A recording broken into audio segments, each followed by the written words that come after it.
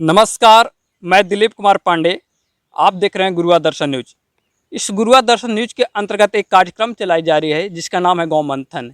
और इस कड़ी में हम पंचायती चुनाव को लेकर सरगर्मी तेज हो चुकी है। लोग अपने अपने प्रतिनिधि जो हैं अपने अपने क्षेत्र में भ्रमण पर लगे हुए हैं।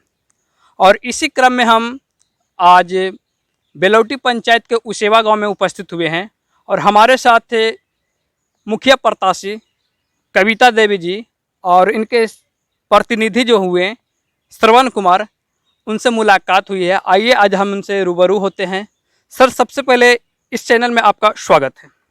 सर स्वागत है सर। सबसे पहले मैं बेलौटी की जनता को नमस्कार और सेवा जनता को प्रणाम करने का काम करता हूं। सर, सबसे पहले आप अपना संक्षिप्त रूप से परिचय देंगे। सर, मैं कविता देवी का प्रथम पुत्र श्रवण कुमार हुआ जी। और मेरी माँ चुनाव 2021 में लड़ रही है। और इससे पहले सर चुनाव 2006 में चुनाव लड़ी तो 23 वोट से सर हार का सामना करना पड़ा और उस वक्त वो विजेता रही, सेकंड रही। इसके बाद सर फिर चुनाव 2011 में हुआ तो फिर मेरी माँ 100 कुछ वोट से लमसम चुनाव हारी और फिर वो विजेता रही। तो सर मेरा पंचायत चुनाव में फिर से आने का मतलब मेरा कारण है कि जनता को विकास होना, जनता का विकास होना, जो कि सर 5 साल में जनता का विकास सही रूप से सही ढंग से नहीं हुआ है। तो लगातार आप पिछले 2 वर्षों से चुनाव को लड़ रहे हैं, आपकी ये हार हो रही है, क्या इसका कोई रीज़न बता सकते हैं आप?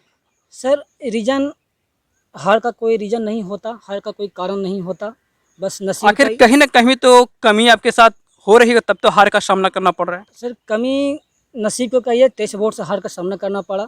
उस वक्त शायद ज़्यादा रिकाउंटिंग हुआ था तो 2006 में सर जीते जीते मैं हार गया। इसके बाद 2011 में यहाँ का 2 गो प्रत्याशी खड़ा होने के कारण इस वक्त भी हार का सामना करना पड़ा। तो सर अब मैं चुनाव में जनता का मांग है कि मैं फिर से चुनाव में आऊँ और जनता का सेवा करूँ। अच्छा, तो इस चुनाव में आप जब चुनाव में आ रहे हैं तो सबसे पहले आपका मुद्दा क्या है चुनाव लड़ने का? सर मुद्दा है कि सर मैं पंचायत चुनाव 2021 में मेरी माँ कविता देवी चुनाव में आ रही है। सर मुद्दा यह है कि मैं सर इस चुनाव में सबसे पहले विकास के लिए 5 मुद्दा लेकर आया हूँ सर। पहला मुद्दा है सर ये कि मैं किसान के हित में, किसान के लिए मैं कुछ ऐसा चीज़ करना चाहता हूँ जो कि किसान के हित में हो। सबसे पहले सर मैं कोल्ड स्टोर बनाना चाहता हूँ जो कि सर किसान का आलू है, प्याज है, वो सब सही तरीक़े से इस गाँव में रखा जा सके। पंचायत का आदमी के गाँव में सब सामान आलू ये सब जो सर सही मूल्य नहीं मिल पाता, इसके कारण किसान जो है सो अपना आलू ये सब मैंने सही ढंग से बेच देते हैं। यानी वो हाँ। आप संचय का एक माध्यम बनाना चाहते हैं। हाँ। और जो ऐसे किसान जो हैं अपने आलू वगैरह और भी ऐसे वस्तु जो हैं शहर में जाकर उसको एकत्र करते हैं। जी सर, उसका कोल्ड स्टोर बना के उसको रख के उसको सही दाम मिल सके और समय पर उसे काम मिल सके। दूसरा सर मुद्दा ये है कि सबसे पहले दूसरा मुद्दा है कि एक हम स्कूल खोलें, एजुकेशन के बारे में स्कूल खोलें जो कि पंचायत का बच्चा निःशुल्क उसमें पढ़ सके। तो ये आप जो विद्यालय खोलने का लक्ष्य रखे हैं, जी सर। ये तो आप अपने स्तर से रखिएगा? जी सर, ये मेरे स्तर से होगी और उसमें हमारे पंचायत के बच्चा पढ़ेगी। और जो भी ऐसे मेरा सर बिजनेस है, उस बिजनेस के तहत से हर साल उस बच्चा को फ्री में बैग, आपका उसका जूता, उसका शू, उसका बस्ता फ्री कॉस्ट देने का काम करेंगे। हर साल इस बच्चे के लिए निःशुल्क पढ़ाई होगी सर। तो वर्तमान में आप जो प्रतिनिधि बने हुए हैं, लगातार आप क्षेत्र भ्रमण पर भी कर रहे होंगे, आपका माध्यम क्या है?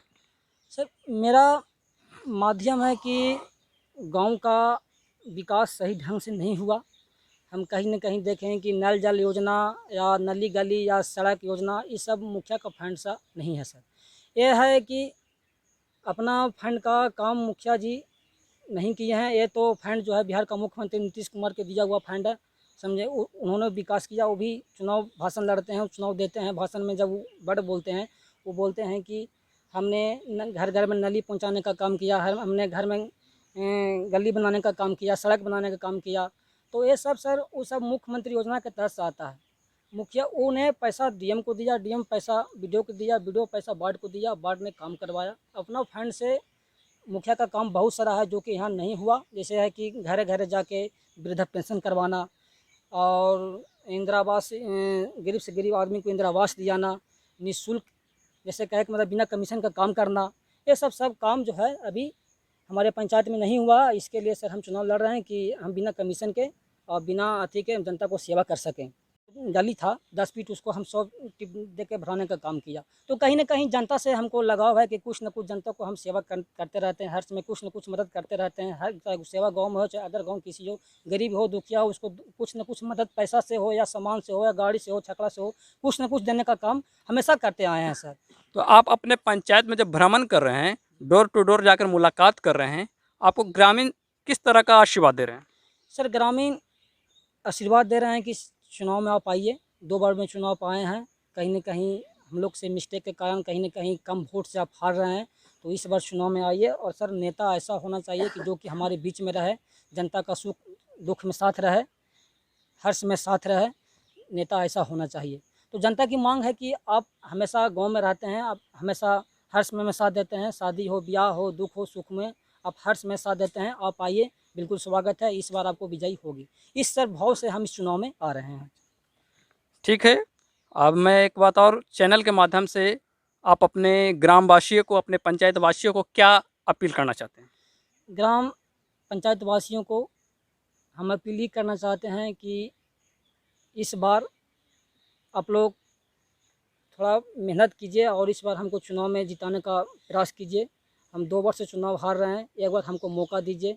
सबको अपने 5-5 साल मौका दिया, एक बार हमको भी 5 साल मौका दीजिए।